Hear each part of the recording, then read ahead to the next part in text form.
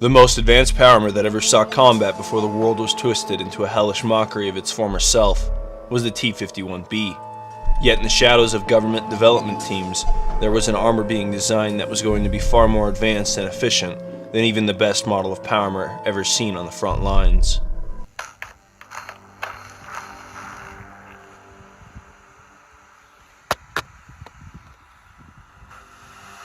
There are tales littered all across the wastelands of the old world. Within these tales are secrets, knowledge, and legends waiting to be told. I've traversed the boneyards of once great cities to collect these chronicles of post-apocalyptia. Some of these stories are beyond logical reasoning. Are these just radiation-poisoned brains conjuring up these myths, or is there some truth to be found in them? Only you can decide, as we step into the haze of Wastelord's legends.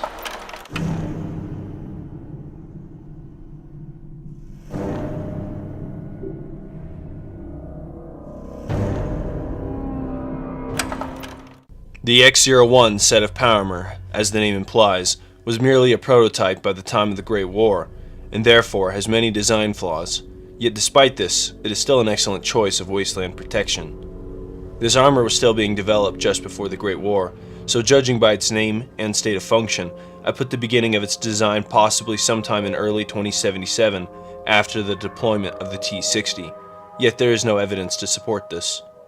By late 2077, the suit was functional, but by no means ready for deployment, as there was many flaws still needing to be worked out. While the US was still designing and testing the armor, they had contracted the Nuka-Cola Corporation to design a coating for the armor. This contract was codenamed Project Cobalt. Project Cobalt had many outcomes, including Nuka-Cola Quantum, weaponized soda, and more importantly to the X-01, a power armor coating specifically designed for this model that would absorb incoming energy damage from attacks and power the suit. This armor became known as the Quantum X-01, and while it was a very effective suit of power armor, as the sole survivor found out, it was also incredibly stylish, and was therefore used as the centerpiece of the Galactic Zone in Nuka World. This armor, despite being a prototype, has been found in very rare circumstances near the Commonwealth. However, this is only possible for two factors.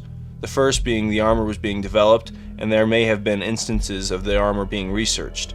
The second way these suits could be there are post-war entities, such as the Enclave members possibly testing this armor, or more likely, the descendants and remnants of Vault 76 dwellers, who were known for their craftsmanship and engineering. I believe that it makes most sense that the reason this experimental suit could be found in this quantity in the wasteland would be due to the 76ers, as I have personally seen their ability to create, and I have seen more suits of X-01 in Appalachia than anywhere else, entirely due to them and the Enclave schematics they learned from the White Spring Bunker's database. While one may believe this armor was designed in the White Spring Bunker, this is not the case, as it was rather a hub for Enclave intel, and therefore stored information such as the armor schematics that were sent to it. Yet they were definitely able to produce the armor here, as they had the production capabilities as well as around a dozen suits locked behind security fences. Because the Enclave had saved the schematics of the X-01 to many of their databanks before the Great War, they were able to research and develop many of their suits based on this model of power armor, meaning the X-01 is the foundation for Enclave power armors that came after it. One such armor that shares many similarities to this armor, and which even gets confused with the X-01, is the Enclave's advanced power armor, which looks similar, but has many notable differences such as its helmet and pauldrons. While this armor is by no means as sexy as the T-51B, it certainly has a unique style that gives off a love it or hate it look. While I personally really like how it looks, it is by no means a T-Series suit of power armor. This is evident no matter how you look at the armor. The design of this armor is a leap away from the T-Series and has many strange and different looks that actually help the armor perform better in the field. Starting down low on the armor, it is very apparent this armor is a more bulky and stockier suit. The legs are thicker than any of the previously seen suits, and this is shown on every other area of the suit, most notably on the chest area, and with the pauldrons and torso armor creating a shield for the user's helmet and neck, further protecting them in combat. The helmet of this armor is very unique, as it looks nothing like any of the other previous helmets. Rather than a headlight, the eyes of the armor are its light source, and due to the shape of the helmet, it is smaller, and offers the wearer a better view due to the eye placements. This armor is also shorter than the other models and has a lower profile, making it a better choice for avoiding hits.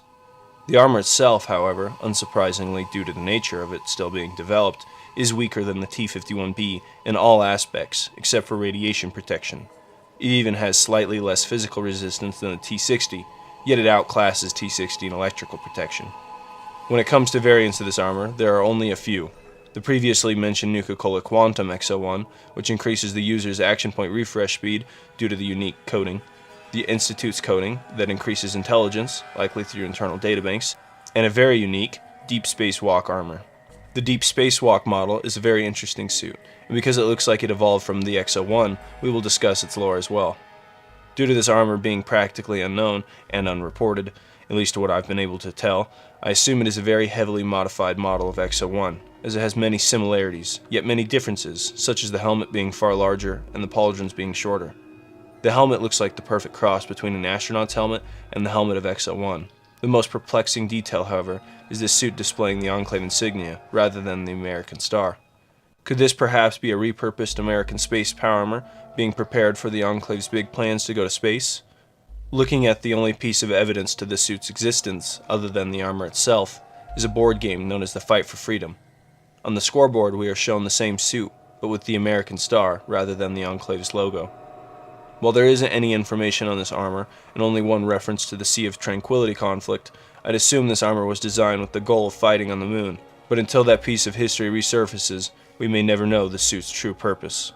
While this armor is only a prototype, it has served its country well, as a testing bed for the government's post-war armors. So if by some miracle you do find this rare piece of equipment, be sure to run, as most people wearing this suit will not be your friend. Folks, thank you so much for watching this broadcast on the X-01. It was an absolute blast researching this, and kind of just learning about, the Enclave being numbnuts, and how this armor really isn't advanced power armor. I mean, I've already, kind of said that years ago when I first started this channel. But, just kind of researching it again, it's just really fun, and learning about the Deep Spacewalk armor that just came out in a Fallout 76 season thing.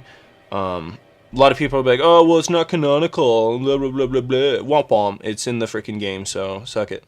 But I will admit that some things in the Atomic Shop don't seem canonical, like the power armors that are like the Four Horsemen of the Apocalypse. That shit kind of looks really dumb. I ain't gonna lie. If you like it, it's whatever. I don't know if they're lore friendly. We'll have to judge it. But if it's in the season, I feel like the season's way more lore friendly than the Atomic Shop, even though some stuff can be really dumb. But there is stuff like the Captain Cosmos power armor, which if it wasn't in Fallout 4, you guys would probably call it not canon. But since it's in Fallout 4, it's like you kind of have to. But yeah, anyways, my rant's over. The Deep Spacewalk armor, I think it's pretty sick. Did the Enclave go to space with it? Possibly. I don't know. They had plans to, but this was found in Fallout 76, so they probably had to scrap those plans after they got clapped by every single main protagonist. But yeah, with all that said, I'm going to be researching more Fallout lore and power armors, of course. So if you're ready, I'm going to be covering T65, Ultrasight, X-02, which I think X-02 is the same thing as the Enclave Power Armor Mark II, which is, what the hell is it called? The Black Devil suit, with the like ear things like in Fallout 3. The Hellfire, which I think is also codenamed X-03, but it's actually been developed into the Hellfire, so I'll have to tiptoe around that lore and find out what it really means. Vertigard Power Armor, and there's some other stuff I'm sure I'm going to cover, but yeah. Oh, and T65, so yeah. With all that said, thank you so much for watching. Thank you for listening to the rant for some reason.